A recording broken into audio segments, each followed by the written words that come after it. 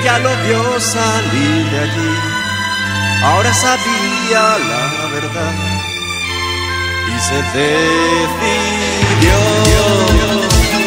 Buenos días, buenas tardes, buenas noches. Estamos en una sesión más de una semana, un libro, con mi queridísimo Sergio Cedillo, rector de la Universidad de la Ciénega de Michoacán, un lector ávido y concentrado y muy generoso, porque todas las semanas viene y nos comparte, no sé si el libro que leíste en la semana o digamos uno de los múltiples libros que tienes ahí como en la lista para compartir con la gente. ¿Cómo es tu metodología? Digamos que este es el libro del cual sí preparo una reseña y vengo a exponerla y pues la lectura ya es como parte de mis hábitos.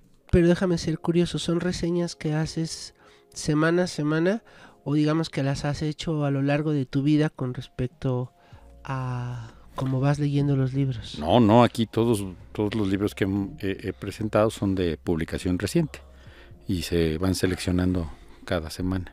O sea, si te pedimos que nos traigas un libro del pasado. Bueno, pues siendo así sí lo haría, pero generalmente estoy planteándome un libro de publicación reciente para comentarlo con el auditorio del Sistema de Radio y Televisión de Michoacán. Ok, entonces te vamos a pedir que para Día de Reyes nos traigas un libro del pasado. ¿Cuál sería así como por reflejo si yo te digo, tráeme uno de tus libros favoritos del pasado? El viejo y el mar de Ernest Hemingway. No manches, yo también, tocayo. A mí me fascina ese libro. Todavía tengo imágenes que no sé por qué no se me han borrado. Es increíble ese libro, es muy poderoso, ¿no? El viejo y el mar. Sí, bueno, Hemingway es digamos, yo creo que de los escritores de la historia de la humanidad que dejaron una honda huella. Sí, será la nitidez de la narrativa, lo poderoso de las palabras. A mí me caló mucho ese libro. Qué curioso que compartamos eso. Pues podremos irlo agendando y lo ¿Qué te comentamos. parece para Día de Reyes? Comentamos El viejo y el mar de Ernest El de esa semana, no sé si caiga el chulada. viernes, pero el de esa semana correspondiente lo platicamos. A pesar de que no es su libro más famoso, porque por quien doblan las campanas, digamos, es el que lo llevó a la fama, ¿no? Sí. O París era una fiesta. El viejo del mar es más entrañable. Sí, por muchas razones. Sí. Bien, pues vamos con el libro de esta semana. Dale, este libro se llama El lado izquierdo del corazón de el mexicano Cristian Lagunas. Sí, el lado izquierdo del sol, perdón. El lado izquierdo del sol. Te traiciona el inconsciente, con exacto, el lado oscuro del corazón.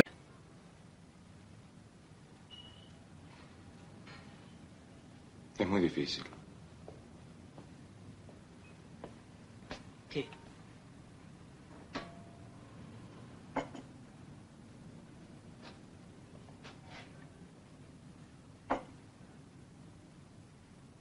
El amor. Exactamente, sí. Este libro recibió el premio Mauricio Achar de Random House 2022. Es un texto que habla sobre un escritor japonés del siglo XX, quizá uno de los más destacados, que se llamó Yukio Mishima. Yukio Mishima, el de Confesiones de una máscara. Exactamente. Sí. No, una pluma también muy poderosa. Sí, claro. Y me parece que aquí Cristian Lagunas, si no lo había pronunciado bien, construye un texto en el que los protagonistas ansían y hacen todos por ser sí mismos, aunque eso implique dejar atrás familia o pareja. Quienes participan en esta novela desean, aman y olvidan, desplegando erotismo y violencia, capaces de cometer actos indignos, pero también de entregarse al ser amado, con un espíritu profundamente libertario, sin mataduras, salvo las que se forman con los sentimientos y los recuerdos, teniendo como escenario un país en el que el emperador se le considera un ser divino, pero que llevará a la llamada nación del sol naciente a una guerra en la que sufrirán el bombardeo atómico que acabará con las ciudades de Hiroshima y Nagasaki. En este texto, el autor trata de aportar elementos para saber por qué Mishima se quitó la vida a los 45 años. Es un tema, eso es una leyenda imperial prácticamente, ¿no? Perdón que te interrumpa. Sí, claro, ¿no? Es un mito lo de Mishima. Sí, porque, es decir, y ahí es el primer reto que se pone el autor. Darnos elementos por qué un personaje, o por qué un escritor en este caso, con esa fuerza, con la que se plasma en su escritura, decide quitarse la vida. Porque, perdón, tenía, hasta donde yo recuerdo, y Mishima tenía como una fuerza magnética muy poderosa que a veces era comparada con la del emperador japonés. Yukio Mishima era homosexual. Así es. Y eso fue parte de su tormento en el Japón imperial de la posguerra. Sí, y ahí en ese primer saque que plantea el autor, trata de ubicar en su viaje por Estados Unidos y México, y justo mostrando a este escritor atormentado por sueños, recuerdos, anhelos, deseos y pasiones, buscando siempre huir y saltar al vacío, como él mismo lo reconoce y se cuestiona, dándole esa voz a Mishima y a quien el autor considera dos figuras muy importantes, su padre y su maestro.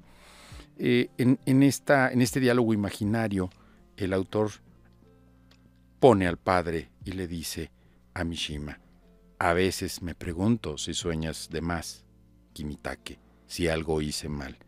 Y Mishima, en este caso Kimitake, que ahorita voy a ahondar en eso, dice, él responde contundente y seguro de sí mismo: sí, he soñado de más, he deseado de más. El libro justo se desarrolla con las historias de dos personajes que son en realidad el mismo, Haraoka Kimitake y Yukio Mishima. Kimitake es un escritor de cuerpo atlético que tiene fetiche por los lápices labial. Marca Chanel, en concreto los del color rojo, como el fuego de la pasión y el deseo, siempre latentes en su mente, que lo conducen a una búsqueda constante de encuentros sexuales. Es un hombre cuyo padre, admirador de la Alemania nazi y convencido de que Japón ganará la Segunda Guerra Mundial, desde la niñez le impone una disciplina rigurosa, pues desea hacer de él un burócrata, economista, abogado. Pero Kimitake desea entregarse por completo a la pista de carreras de la imaginación. Y aquí es, digamos que esta apuesta, me parece que la logra Lagunes, de ir ubicando esos elementos clave en el desarrollo de la vida de Mishima y por qué escribe como escribe, pero también por qué, insisto, como lo acabo de mencionar, está en esa búsqueda constante de saltar al vacío, de huir, de esconderse, de escapar. En el tránsito de la pubertad a la adolescencia, Kimitake o Mishima descubre que la atraen los hombres y será testigo y el provocador involuntario de la pelea de una pareja, cuando al comprar un ramo de flores, quien lo atiende intenta seducirlo y en respuesta, su ayudante y también, quizá novio, se lo reclama airadamente.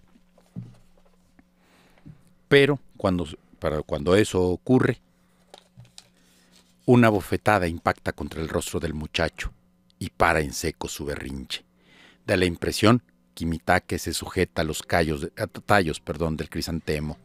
Enseguida, el florista agarra al chico del pelo, cierra el puño y levanta su cabeza con determinación.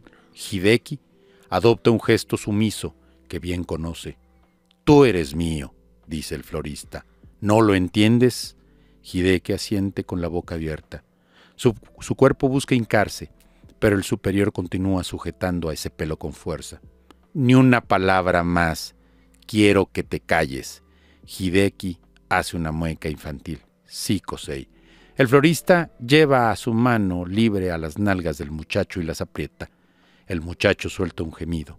Kimitake aprieta a su vez las flores del crisantemo. Lo sabía, lo había intuido. Ninguna mirada es banal. Y saldrá de la tienda y sabrá cómo se cruzan el miedo y el deseo.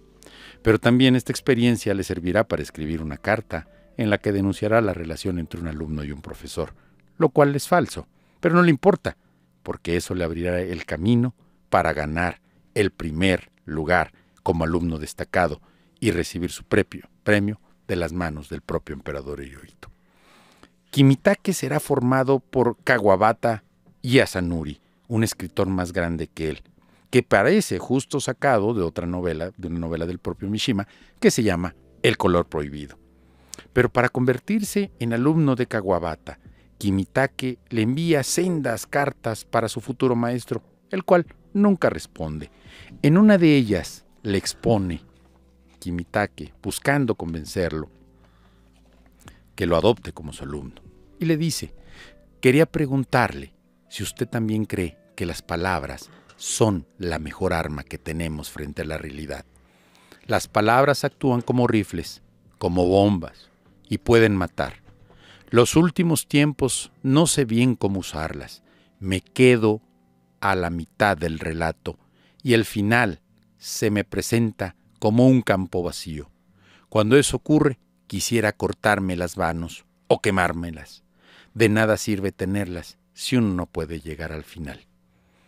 Soy muy débil, lo repito, y experimento un miedo profundo cuando llevo a mis límites de capacidad física. A menudo quedo sin aliento, y el aliento tengo que guardarlo para escribir antes de que se escape. Es un personaje... Poderosa prosa, ¿eh? Muy poderoso el ritmo. Escribe, me parece, muy bien, y va mezclando justo esas dos contradicciones de Mishima, este hombre, este escritor que podríamos hoy denominarlo con los estándares que hoy nos medimos como de una masculinidad tóxica, y por otro lado Kimitake, un escritor sensible que pues atraviesa por una serie de circunstancias, entre ellas tener una pareja y no consolidarla. Incluso en algún momento, no lo dice aquí en el libro, pero nos señala el autor, Lagunas, que hay cierta autobiografía de él también en estos textos. Es decir, creo, no sé si sea, estaba leyendo que un texto, el autor debe provocar malentendidos en quienes lo leamos. Y quizá entonces también se fusiona con Mishima y con Kimitake, el autor del texto. Quizá hay también esas pulsiones de estar saltando al vacío, de estar en una búsqueda permanente del deseo, pero también, justo como Kimitake, como Mishima, de consolidarse como escritor. Para cuando por fin logra convertirse en su alumno, Kawabata dominará el ego y las pretensiones del joven escritor, que está ansioso por triunfar. Le enseñará no solo a escribir, sino que para ello requiere de temple, constancia y disciplina. Y también que no puede ir por la vida pensando que puede engañar y ser un farsante, como cuando se escapa para tener sexo con un norteamericano durante una estancia de trabajo en un hotel. Su farsa se vendrá abajo cuando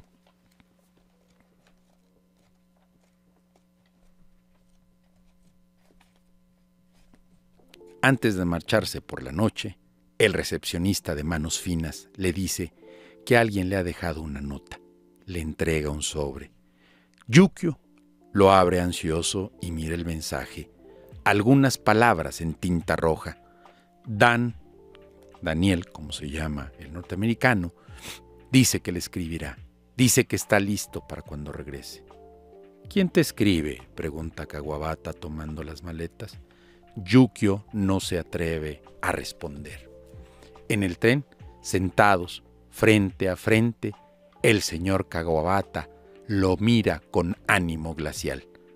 Todas tus salidas, toda tu distracción, reclama. Yukio baja la cabeza, avergonzado. Y creíste que no me daría cuenta. Es decir, el maestro ejerciendo esa potestad sobre el alumno, ¿no? El libro va conjugando varias historias en paralelo.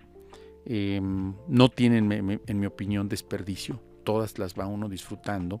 Las va uno disfrutando en el sentido de que te van cautivando, te van enrolando, y siempre queda esa duda por qué los personajes, tanto Yukio, Mishima como Kimitake, están en la búsqueda. no sabemos qué es lo que están buscando. Si es efectivamente una aventura sexual en algún gimnasio de Nueva York o en la Ciudad de México cuando conoce al amigo de una reportera norteamericana que quiere desentrañar las claves de su escritura y termina fugándose con él a la frontera y abandonado por este personaje. Ay, me perdí un poco ahí. Yukio, él viene a la Ciudad de México en esta Yukio, novela. bueno, en realidad Mishima estuvo en México. Eso no lo sabía. Sí, hizo un viaje No lo sabía. en Estados Unidos y México. Y entonces ahí, pues, no hay constancia de qué pasó, pero el autor crea una historia de lo que pudo haber pasado Ujú. con el personaje, Ujú. con nuestro personaje.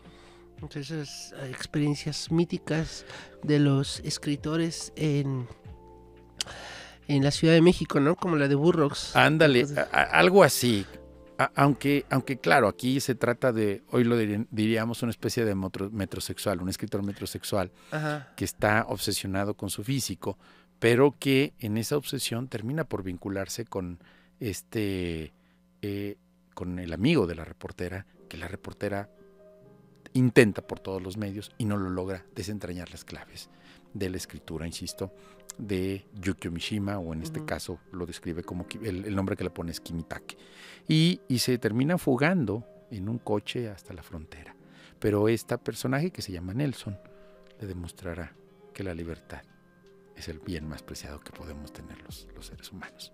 Que por más que Kimitake lo desee, que por más que quiera estar con él, quiera satisfacer, quiera enrolarse en el viaje que Nelson tiene, no es el invitado, solamente es un pasajero temporal.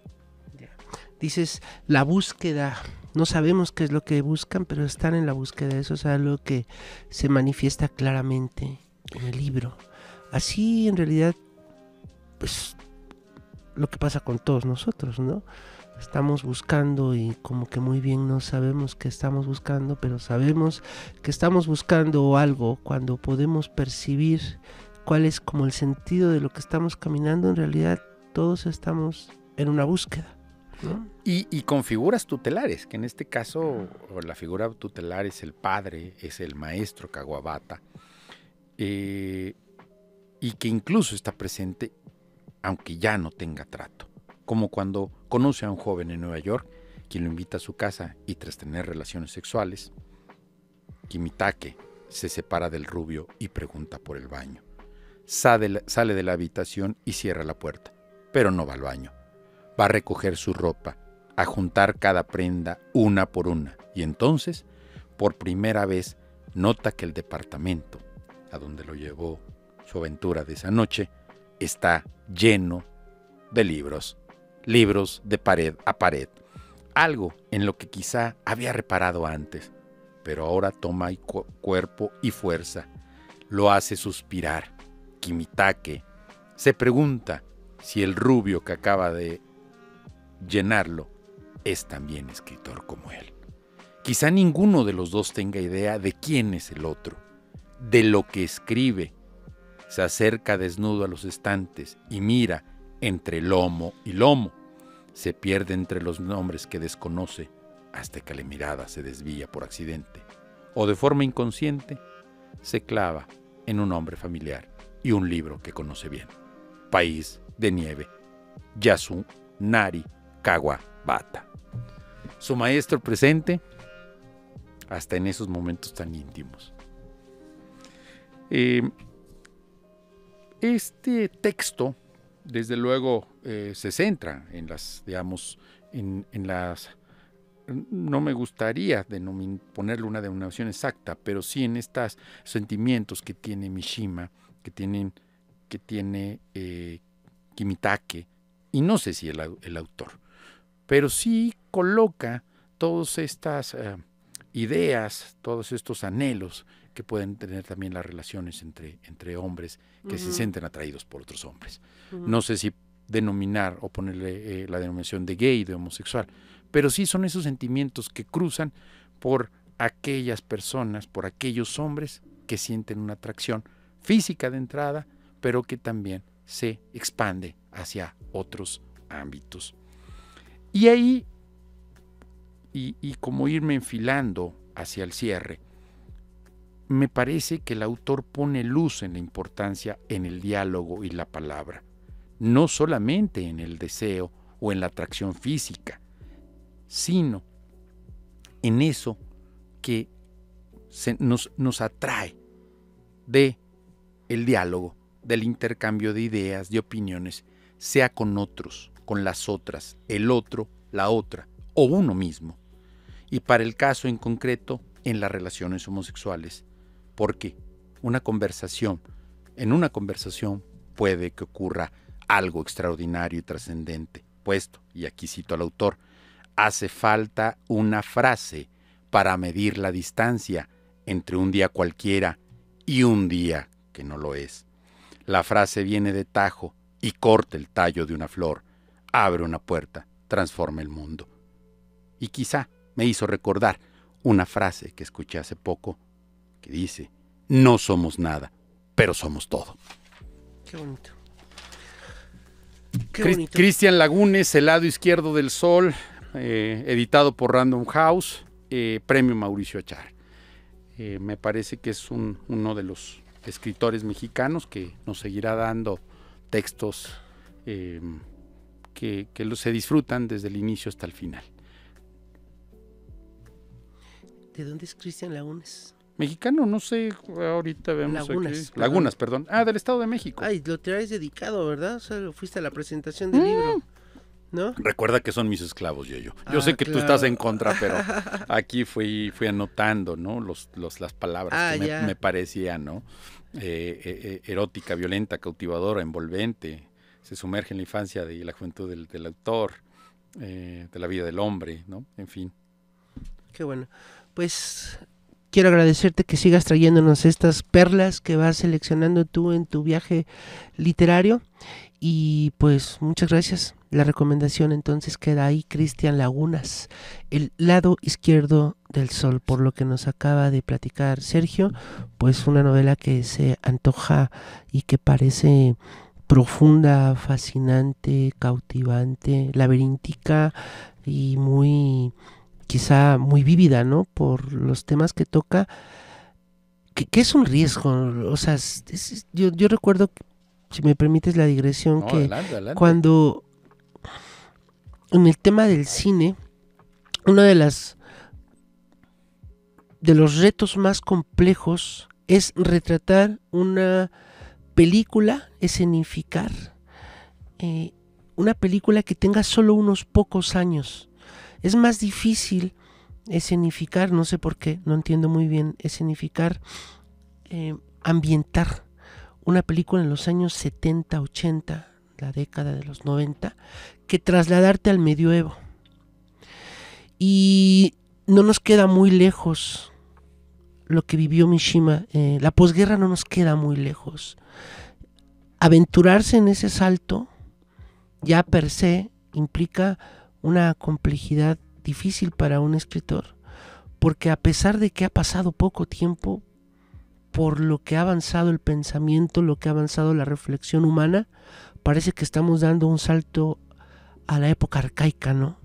Claro, y ahí ese es un tema que quizá no lo anoté en esto que preparé, pero justo ahí coloca todas estas, digamos, todo el impacto que tuvo la guerra, y creo que también lo refleja muy bien.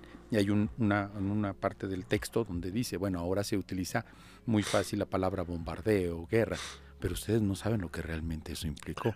Y claro, Mishima nace en 1925, es decir, que le toca una etapa de juventud. El trancazo. La guerra, esa también, la guerra y la derrota. Porque, claro, como lo apunté, bueno, pues crece en una sociedad donde le enseñan que la decisión que está tomando el emperador es una decisión inapelable porque lo toma un ser divino. Y entonces enfrentar la derrota de la guerra, la guerra por sí misma y la derrota también. El emperador, hay que decirlo, tiene rasgos de divinidad en Japón, y de hecho una de las condiciones de Japón para rendirse fue, o la única condición que puso Japón fue: respeten a nuestro emperador. Es decir, sí nos vamos a rendir, pero déjenos nuestro emperador, háganos lo que sea, pero el emperador se queda como una especie de pilar para reconstruirse, ¿no? Y lo hicieron, finalmente lo hicieron. Sí, y bueno, pues estas figuras, digamos, tutelares que están ahí presentes, el padre, el emperador, el maestro Kawabata, y las bombas. Exactamente. Las bombas, porque si algo determinó no solamente el futuro, el destino de Japón, fueron, ¿cómo se llamaba?